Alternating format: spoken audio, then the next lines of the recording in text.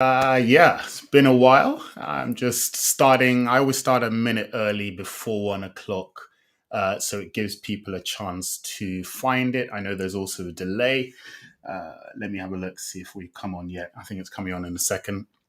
I know there's always a delay between when I record and when it actually goes live. So hopefully you guys will be seeing me shortly. If you are hearing me, then what I need you guys to do is to say so. Just put a kind of a comment in the chat. Just checking. Yep, looks to be working. Just put a comment in the chat that says, yes, Kola, I can hear you. We're good. No, we're on. So that's good. So we're coming up to 1 o'clock. Hope you guys have been good. Yes, I know it has been a while since I did my LinkedIn lives after kind of really going for it. I kind of just needed to take a break, as I'd said to a few people. I think I posted it on LinkedIn actually saying that as well. So it's cool to be back. I'm re energized, rejuvenated, and going to start cracking out these sessions. Colleen says, sounds good. Yes, welcome, Colleen. Thank you. Great to have you on here. I look forward to speaking with you, of course. Okay, so it's 1 o'clock. I always start on time. I know many of you will be watching this on the replay, so we're going to get on with it today because the topic we're going to be covering is about is really about nerves and public speaking, which still remains the single most common or largest kind of concern that people have when it comes to communication, or at least when they approach me about communication. Jules, Jack, thank you. All clear. Good. Great to have you on, Jules. Thank you, sir. I appreciate that.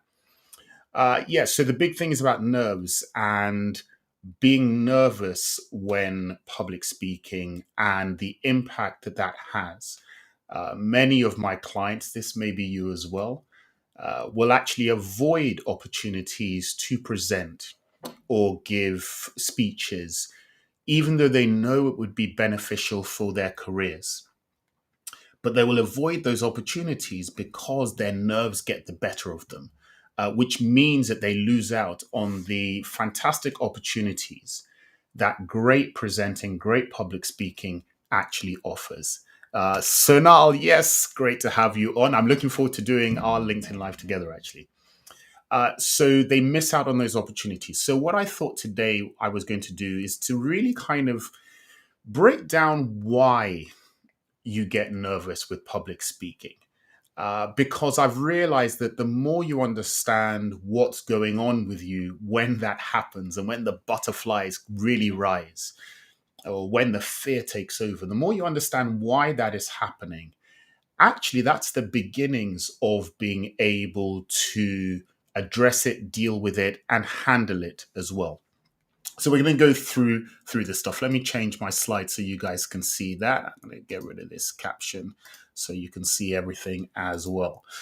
So we're going to cover why you get nervous with public speaking and how to use those nerves to be great at presentations. So now I'm going to geek out a little bit, guys. Okay, as I said, so I'm a bit of a nerd with this stuff anyway. I kind of literally study every paper that comes on about this. So I kind of come to my own conclusions about why it happens, which is going to involve a little bit of the science bit. As you know, they said there's an advert. I think it's L'Oreal or Pantene or something. Here comes the science bit. So I'm going to geek out a little bit, but bear with me because I promise you that it will make sense. And actually, once you know the kind of the sciencey bit, it's actually going to help with understanding that there's nothing wrong with you if you feel nerves. You are entirely normal, and you can do something about it as well. So here we go. Now, first part is to understand in very rudimentary form how the brain works. Uh, somebody says they've lost visual. I'm hoping you guys can see me still. Just put in a chat that you can still see me. Someone said they'd lost my visual, but I'm hoping you can still see me. So I'm going to talk about how the brain works, because for our purposes, right, I'm not going to go into deep neuroscience, although I have studied a lot of this stuff as well. But for a lot of, for our purposes today, we really want to think about the brain being divided into three different parts. There is the neocortex, which is basically the hey Roz, great to have you. Thank you, Jules. You can hear me again. Great. So there's the neocortex, which is basically the rational part of the brain. That is actually the brain that in human beings evolved the most recent, although we're still talking millions of years, right? But it evolved the most recently in human beings. And it's actually the part of the brain that pretty much defines who we are as human beings, because it's the part that gives us our rationality, our ability to reason and use that rationality to fashion the world around us. It's what really distinguishes us between other species, for instance. Then, before that part of the brain evolved, you had the limbic system, which is often known as the emotional part of the brain, deals with creativity, motivation, things like that. And that is a different part of the brain to the neocortex, although they are, of course, interrelated, because as we know, we all have emotions and very often we are governed by them. And then there is the reptilian brain. The reptilian brain. And the reptilian brain is really what we're most concerned with for today. That is the earliest part of the brain that evolved in human beings. And it is the part of the brain that deals with the kind of the autonomous nervous system that governs kind of our most essential functions. So, feeding, the urge to eat, fighting when we have to fight to protect ourselves, fleeing, flight when we have to run, and reproduction. There's another word that starts with F, but I'm not going to say that. This is a family show, right? Uh, so it deals with our most essential functions. Make sure that we breathe all the time without having to think about it. All of those kind of stuff. And that's what the primal reptilian brain does. When people talk about it, they most of all talk about it as the fight or flight instinct. That is, you're faced with a dinosaur. Are you going to run or are you going to fight it? Probably best not to fight it, but let's assume that, right? The reptilian brain kicks into survival mode and gets you entirely focused on achieving that kind of unitary task of running or fighting or feeding or breathing or whatever it is. That's what the reptilian brain does. Now, a bit more geeking out, right? Just bear with me, guys, because the mechanism by which it primarily does this is by triggering various hormones to course through your body. There's neuroepinephrine, cortisol. But for our purposes, the most important hormone chemical that it triggers through the body is adrenaline.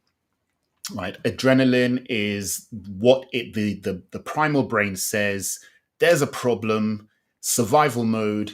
Here's a whole heap of adrenaline that you're going to need to do the various things that we know you're about to have to do in order to survive the dinosaur or whatever it is.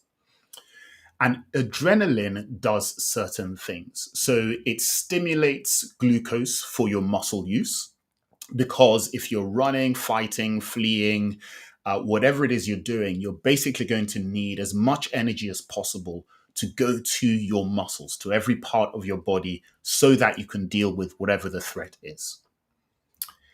It's also going to stimulate rapid breathing, because you're going to need a whole load of oxygen that's going to be part of the cells that's going to carry the oxygen to the muscles and let you kind of get all the energy you need. It's going to stimulate rapid heart beating, because you're going to need your heart pumping blood to every part of your body to deal with the physical threat that you are facing. And it's going to stimulate perspiration, because your body knows it's about to overheat. Perspiration's purpose is really to cool you down. It kind of floods water in your system so that that cools you down eventually. So that is what adrenaline is going to do. Now, I'm hoping that those of you who are with me and kind of stuck through this science bit can start to see how this is relating to public speaking and your nerves. How this relates to public speaking and your nerves. Because, of course, when you stand up in front of an audience, it feels like you are under threat. because it feels like you are one person standing on your own. And by human nature, we evolve and we feel like we're part of a group or meant to be part of a group. And so when we're standing on our own in front of an audience who looking at us, it feels like we are apart from the social group that by nature we kind of evolve through. And that tells the body, hey, this feels like you are under threat.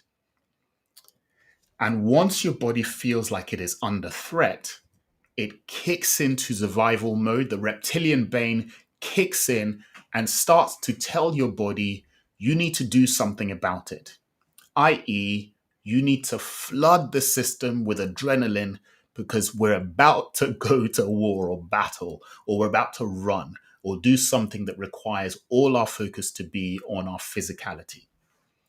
And so if you start to think about it, right, if adrenaline stimulates glucose for muscle use, right, all that adrenaline, your muscles are pumped and ready. But when you are standing still giving a presentation, even if you're moving about a little bit, you're not really using all of that muscle, that all the energy for the muscles that the adrenaline is trying to get to you to use. But it has to do something. It has to go somewhere. But that's what then results in things like your hands shaking or your knees knocking. It's the adrenaline basically saying, do something with me. Do you get it? Ross says, love the way you explain this. The power pose you share in your course is a regular go-to. Yes, power pose definitely works. Absolutely. In fact, I'll talk a little bit about that at the end, Ross. Thanks for sharing that. But yeah, so do you see that if your muscles are kind of pumped, ready to do something, but you're not really doing that much with them because all you're doing is standing still and giving a presentation, then it results in things like hands shaking and knees knocking. And then if you're thinking about stimulating rapid breathing, that's what leads to some symptoms that people feel where they literally are hyperventilating. I've had clients tell me that they almost hyperventilate. They just almost can't control their breathing. That's because that is what adrenaline does to your system. It wants you to take in more oxygen so that that can be carried to the muscles to give it more energy. But you're not using those muscles. And so you just end up breathing, hyperventilating. That also affects dry mouth because the more you breathe, actually that dries out your mouth. So, those of you who feel, oh gosh, my tongue feels like sandpaper when I'm about to speak, it's related to that. And one other function as well, which we'll talk about later. Also relates to your voice trembling because the rapid breathing means you're not really able to control all of that area, which relates very much to your voice and why it starts to tremble, right? And other symptoms. So because adrenaline stimulates rapid heart beating, that's why many of you will feel that pounding in your chest, right? Do you get that? See, your heart is beating fast. It's beating heavily because it's got to pump all of that blood through your system to get you ready. That is literally why you will feel your heart pounding in your chest when you feel under threat because of the nature of presentations and public speaking, which is it's me with everybody else. Which is also actually why you will probably find that if you're doing a panel discussion, for instance, where there are a number of you speaking to an audience, you will generally find that you are less stressed about it because it doesn't trigger the same feeling of being isolated and under threat. And then, of course, stimulating of perspiration, right? So you literally sweat. And that's actually mine. So many of you will know, I've said this before, that my particular kind of nerve or fear symptom, if it gets the better of me, is that I start to sweat. It starts usually around my forehead where I've lost my hair, and then it just kind of cascades down my face. That is the adrenaline doing what it should do because that is what the reptilian brain has told it needs to do. So if you have any of those symptoms with public speaking, with nerves, this is why. This is your body doing what it is designed to do, but just not recognizing because of evolution's a million-year thing, right? Just not recognizing that you're not under the threat that it thinks you are. There's one other as well, right? So we talked about the three parts of the brain, but there's something else that the reptilian brain does when it comes to that moment of fight or flight. or it feels the threat, which is that effectively it tells the other parts of the brain to shut down.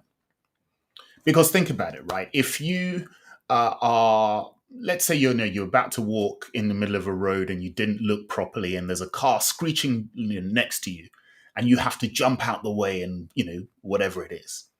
In that moment, there is nothing else in your mind or in your brain other than get out of the way. Nothing. If you think to any moments in your life where you have had to exercise sudden physical kind of strength or activity because of either threat or because you're even in a sport to an extent, you will find you will find that actually your body or your reptilian brain clears everything else out of your mind so that your unitary single focus is taking the action you need to take to avert the threat that you are under into survival mode effectively. And in that mode, you don't really need your emotions. You don't really need your rationality. What you need is your instinct for survival to get out of the danger. Ross says mine is blinking. Yeah, well, we're working on that. And actually, yours is pretty much improved and almost disappeared, Ross. So good that you know it. But yes, that's all related to your body basically feeling like it's got to do stuff. So your reptilian brain tells the other kind of parts of the brain, right now, we do not need you. Shut down. I want all of our resources focused on dealing with this threat. And that is why, if you return to the symptoms, one of the big ones that I know many of you feel and kind of experience is all the essentials are shut down. Let me get myself out of the way there. All the essentials are shut down. And here we go. Let's do that. There we go. I'm out of the way. All the essentials shut down, right? All the non-essentials, rather, shut down. Your mind goes blank, right? You forget what you wanted to say. That is such a big one that happens when people get the nerve, when people get the public speaking fear, is that they get up there and suddenly everything starts to swim and their mind goes blank and they, can't get the words out and things like that. All of those things is what your body is actually designed to do when it feels under threat, when it feels that it's in a situation that it has to have everything focused on survival in order to deal with this perceived threat. Oops, yeah, so there's my screen system going. Let me just recover that. So what you guys have to focus on is how do you deal with that perceived threat, right? How do you deal with it? And what we're going to do now is, so I just play my system, there we go. So what we're going to do now is focus on why that happens, which we've done, and how to actually address it. Because the thing that I want you guys most of all to understand is that you are normal, right? You are normal. There isn't anything wrong with you. In fact, quite the opposite. You are doing what your body was designed to do. So really, if you think about it, if that is what your body is designed to do when it feels under threat, there really is only one thing that you can and should do in order to make your body not do those things, which is to teach it that it is not under threat, right? And in a sense, you've almost got to think of it as what the parent does with a child when the child is, fearful or whatever it is. It kind of goes into soothing mode. It really goes into soothing mode to basically say, look, there's nothing to fear here.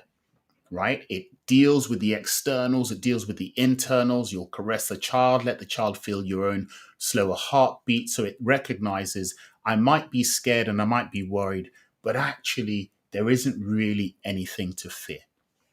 And that's what you've got to basically do for your system so that it learns that although I'm standing apart from everybody else facing what might look like a hostile group, actually, there's nothing to fear. I can handle this. I can deal with this. So, what are the things that you should do?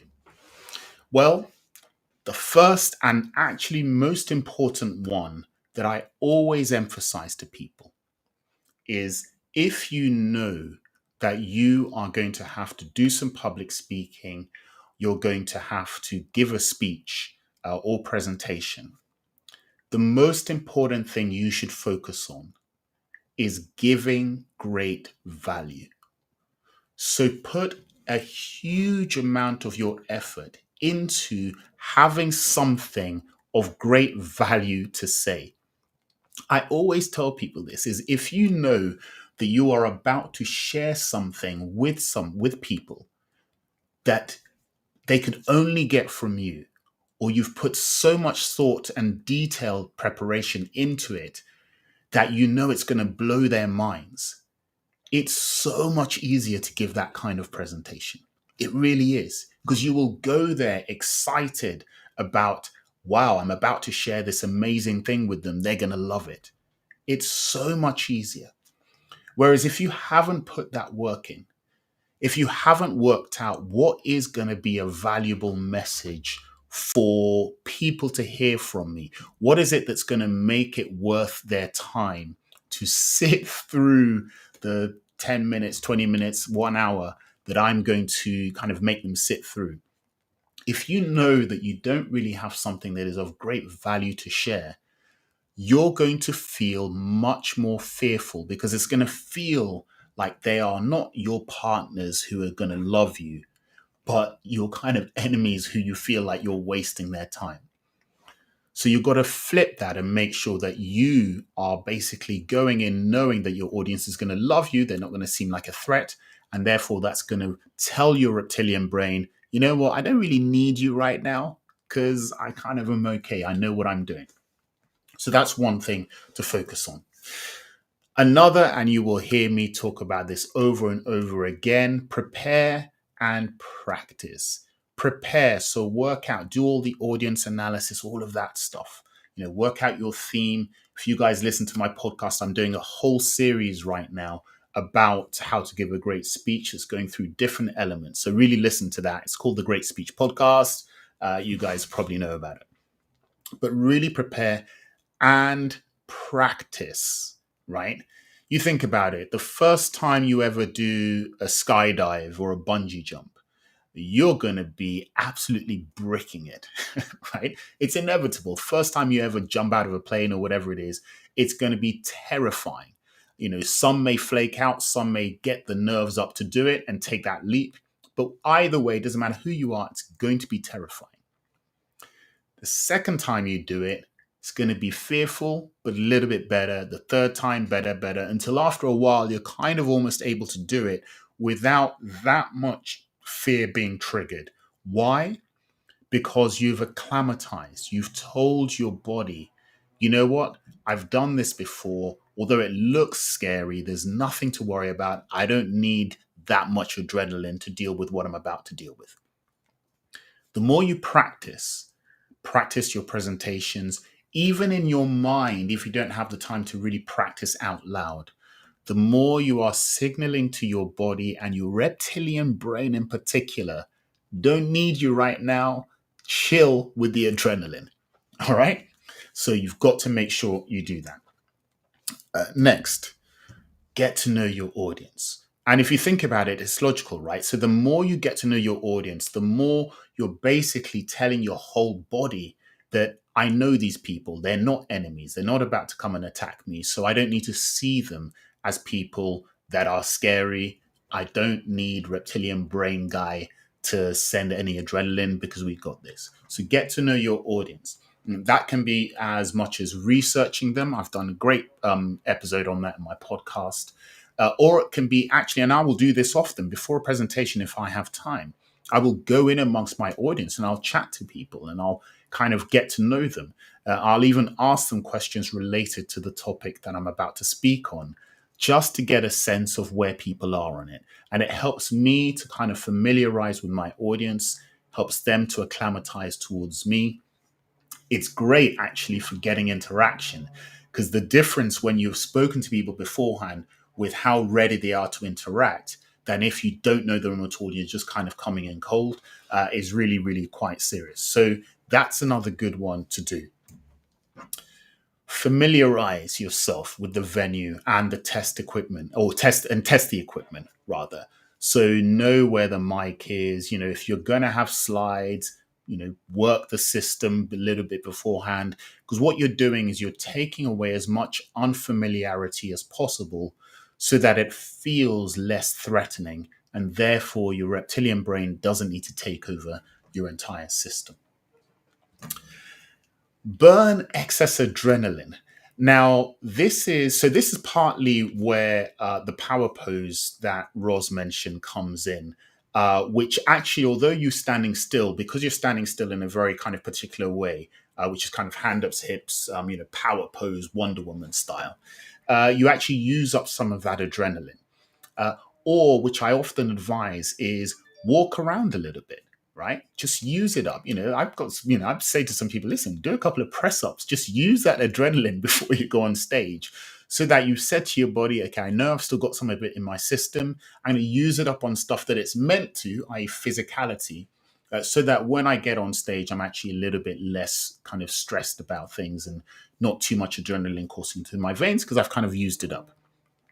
So you can do that. And certainly when you are giving speeches, if you can move about whilst you are speaking, that's also a really great way of, first of all, not being static, which is great for the presentation and your audience, but also using up some of that adrenaline that is still kind of running through your system.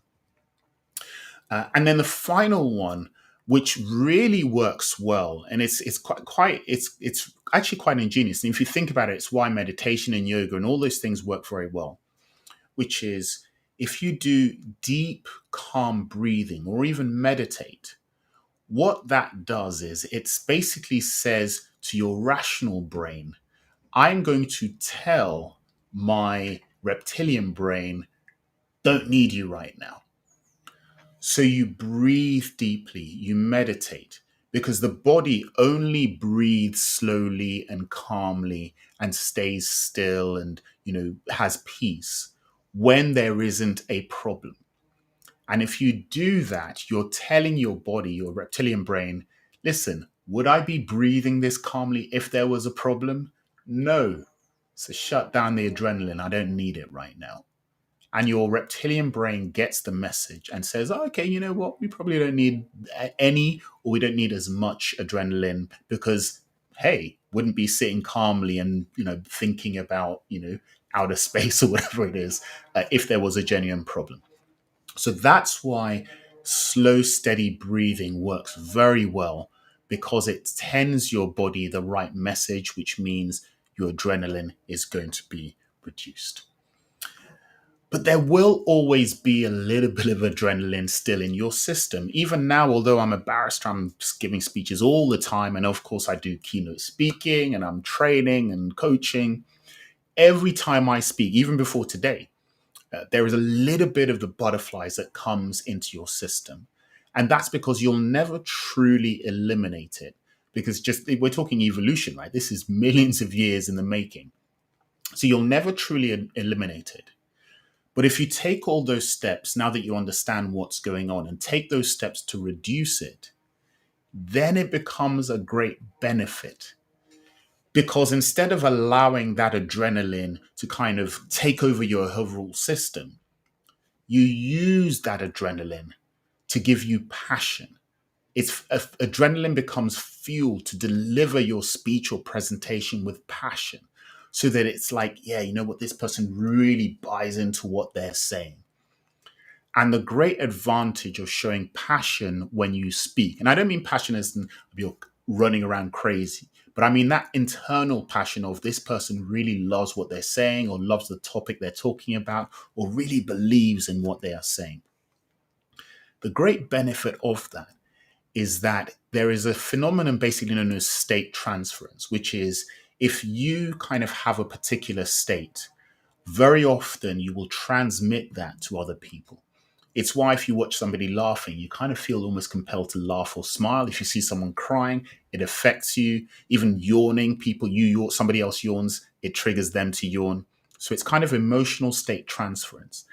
And if you show genuine passion about your topic, the content of your presentation, that transfers to your audience and they start to feel emotionally caught up and passionate in what you are talking about and how you are saying it as well. And so it becomes this kind of self fulfilling circle that means you feel passionate, they get caught up in that. They seem less of a threat and of an enemy. So your adrenaline reduces, your kind of rational brain takes over. And once your rational brain is kind of back in gear, then you're in exactly the pace you need to be because you are fully in control. That is what happens when you do public speaking. That is why you get nervous. And this or these are the things to think about that are going to help you handle it. How was that? Wow, man, I timed it perfectly. We're at 1:30 exactly, which is where I always like to be with these lunchtime presentations. I know you guys are eating or having your sandwiches or just taking a break from work. So I want to thank you guys for joining me. Thank you for the comments. Ross says you've cured me. Ross, that's fantastic. Yeah, looking forward to working with you again the next time. Guys, if you have found this useful, I'm really pleased. If you want more, if you're kind of serious about working on your communication skills, and we know really that you've got to be because so much of our careers and business depend on how effectively we can communicate. If you are serious about working on it, or you want to at least explore developing your communication skills further, then do get in touch with me. If you're watching this on my social media, just message me on that platform, whichever one it is. LinkedIn's kind of my main one, so you can reach out to me there. You can book in directly for a free strategy session with me. There's the link. If you can scan it with the QR code, see if that works, or just type it in greatspeech.co/, get hyphen started. And yeah, reach out. This is what I do. This is what I'm passionate about. More importantly, I am hoping that that helped those of you who have always had a problem with nerves and public speaking. Uh, you are normal, it is natural, and you can control it so that it gets out of your way and you can give great presentations. That is it for today. Roz, your causes transform. Oh my goodness, communicate and connect us. Oh, fact. Roz, you're embarrassing me now, so that's enough there. Jules, thank you for that. I hope everybody else who's watching, and I know those of you watching on the replay, I think you can still comment in the chat, so feel free to.